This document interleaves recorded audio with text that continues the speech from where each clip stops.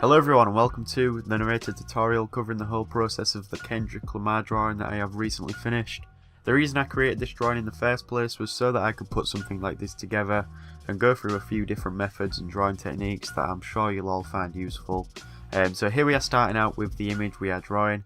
I printed this out so I could use it as a reference, and I'd always recommend having a printout of the subject or at least something you can refer to. And also, if you are using a grid to proportion the drawing, then you'll need a copy of it printed out. And so for this drawing I used a set of Faber-Castell pencils, but I didn't really use all of them. I mainly used a 2B and a 7B for darker shades, and then also a harder pencil like a 2H for sketching the rough outlines. So to start off this drawing I used a grid, and it's a good method to use to accurately proportion the drawing correctly. Some people don't like using a grid, but if you are just starting out drawing or having trouble with creating realistic proportions, then it's a very good tool to use and take advantage of.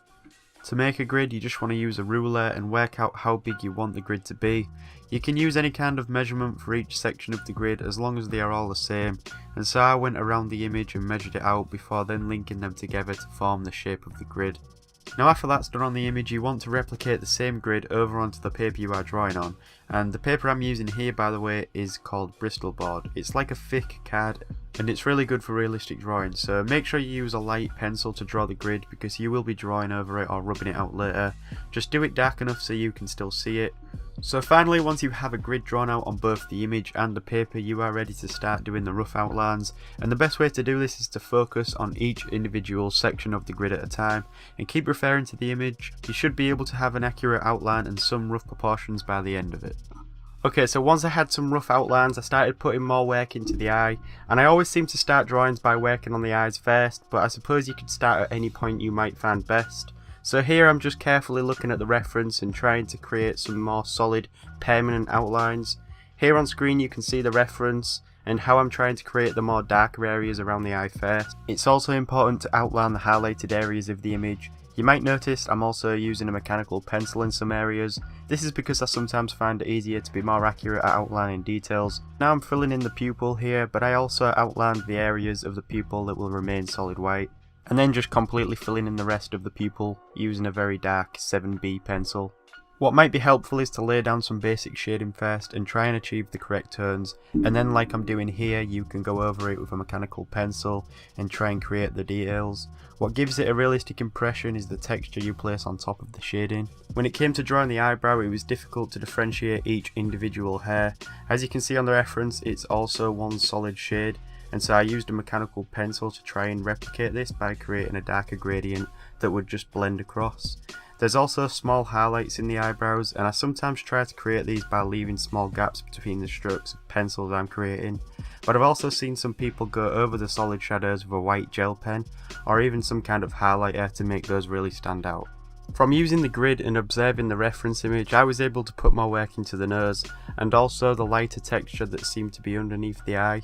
There's never one simple way to draw realistically, because if you are looking at a reference then that really gives you all the information, and this type of drawing is all about having the skills and ability to recreate it as best as possible. So I was trying to recreate some similar textures by laying on different types of pencil marks and also looking at the light and shadows.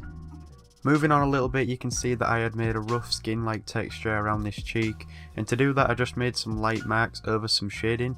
You want to make sure that you blend the base layer of shading you create so it gives a smooth gradient. Also the moustache, which was similar to the eyebrow, had like a darker area on the side, and then underneath the nose I was focusing on each strand of hair. The shadow underneath the nose was also blended so that it merged into the facial hair and the upper lip. The priority is probably just using a sharp pencil or a mechanical pencil and trying to pick out the small details. I'm always working from the rough outlines I made earlier, and it's almost like just filling in the gaps with pencil marks. This lip had a shadow over one side and then it fades across. Lips usually have a texture that goes up and down, if that makes sense, so likewise with this image, the lips had creases in them going up and down that also created small light and dark shadows. So when drawing the lips I was trying to focus on the up and down strokes of the pencil rather than any other motion. Then of course finishing it off by going over this and creating the correct tones and shades. Right, so here's some more footage of me drawing the lips and working on the facial hair. I don't want to seem like I'm repeating myself and dragging on because a lot of the drawing is just repeating the same process. That's one thing when it comes to realistic drawing, is that you'll need a lot of patience and focus to create the details. I've also noticed that the texture is really obvious in my work, and that's what seems to give the image some realistic qualities. So on the bottom lip you can notice a difference in contrast between the shading, how the bottom lip has some lighter shades over it, and here I'm just moving the pencil up and down to create the texture. Later on I also went over this bottom lip again and made it a little darker. Underneath here there was a shadow that made this lip stand out. A contrast between the light and dark areas is always important. Using the grid also helped me easily work out the length of everything and where things should go, so when it came to drawing things like the hair on the side of the face, I was able to easily see how it should look. Okay, so let's take a big jump forward right here to where I was working on the other eye, again using the darkest pencil I could to achieve those solid black shades for the pupils, and also leaving the lighter areas alone. Here's another glance at the reference in regards to what I was drawing, and you can see that I also seem to work on the darker areas first, and then apply some lighter shades and texture. On this eyebrow it had a lot more texture than the last one because it was hitting more lighter areas, and just like when I was drawing the facial hair, I focused on each strand of hair separately, and then being sure to leave some gaps in between to give the impression of the reflections and also the skin underneath. The grid was really useful on this next part because it let me stop drawing one area of the face and move on to something completely different like the hair. I always use the same technique to draw hair, which just consists of observing the image and making pencil marks for each strand of hair that I see. Looking at each section of the grid, I was able to continue this up along the side of the face before then working on some skin tones. So I had finally finished the ear and managed to create the surrounding hair. I'd always recommend using the darkest pencil you have for the hair to make it stand out from the shade of the skin. In this drawing, the dreadlocks of the hair was the darkest and stood out the most, so I used a 7B. You can get darker pencils and even use charcoal. I didn't use charcoal for this drawing however because I just wanted to stick with pencils. When creating darker shades you want to apply a lot of pressure on the paper and only do small strokes. Keep referring to the reference image and outlining lighter areas that you also want to avoid shading. So we have gotten through a lot of this drawing now, and I hope I'm not just repeating myself. It's mainly just using the same techniques and following the same process, and eventually I had finished drawing the hair, and then I started to fill in some of the skin tones. The best advice I can give for realistic skin tones, which I might have said already but I can't really remember, is to firstly apply a base layer of shading, looking at the reference image and working out if it's light or darker shades you'll need to use. Then use a blending stump or your hand to blend the shading together smoothly. You can take a small eraser or start removing areas of the shade to create a textured skin appearance, and then take a lighter pencil and start making some extra details. That's probably the best technique for skin texture. But everything can easily change and it depends on the reference image and what you are drawing. Here on this image, one side of the face was darker, so I used a darker shade that gradually smoothed out into a lighter one. So let's jump into the next section of the drawing, which is the fair coat, and this was a bit of a challenge to draw. Now with any hair and fair texture, it requires a lot of patience. So to do this, I started off by drawing the main outlines of the fair coat and how it meets the face. And then when I had an outline, I started to create some soft pencil lines. And also I kept referring to the reference image to see whereabouts I should draw certain elements that stood out.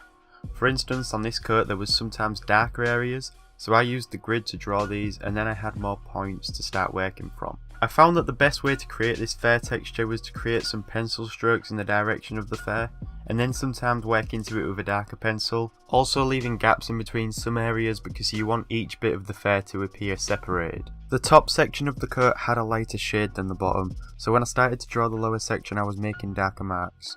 For this bit I was also making shorter strokes and leaving a lot of gaps in between each one. I was able to create this texture quite quickly, unlike the upper section of the coat.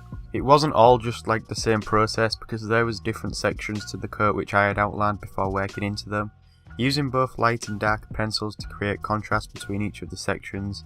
I wasn't really observing the reference image constantly here because I just wanted to focus on being able to produce a texture which suited the drawing. So there is a lot of fur here, but you can notice the darker areas that I had started drawing from. Usually the fur went all in the same direction, except in some areas where I had to change it up a little bit and draw the lines that went in other direction. From looking at the drawing, it seems like it's definitely the darker areas contrasting with the lighter parts of the fur, which give it some impact. Sometimes I went over some light shades of fur with a darker pencil and created small shadows around them, just to make them stand out more. Okay, we're nearly at the end now. So I finished the fur coat and most of the drawing was finished. I always step back and compare it with the reference image just to see if there's anything else that needs changing.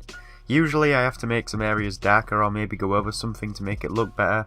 With this drawing I noticed that I needed to make some more of a shadow around some facial features like the nose and forehead. You should take some time out at the end of every drawing to review and go over it all. There wasn't much that needed changing on this one because whilst I was drawing it I was already focusing on making things look as accurate as possible. So I had to make a few adjustments to the shadows and to the skin tones before finally erasing the grid from around the drawing. And you can see that at the end of it all you can't even see the grid. This is because we had drawn it really lightly and so the drawing even covered it up. And that about brings it to an end, so I think I have covered most of the process. Go take a look at the finished time-lapse as well because you might be able to take something from that. But yeah, that's the Kendrick Lamar realistic portrait done. And I might do some more of these in the future. I have been working on some other projects, but as for this drawing, I'd say it's pretty much finished now. So of course if you have any questions then comment them below and I'll be sure to reply to them, but other than that, thank you for watching.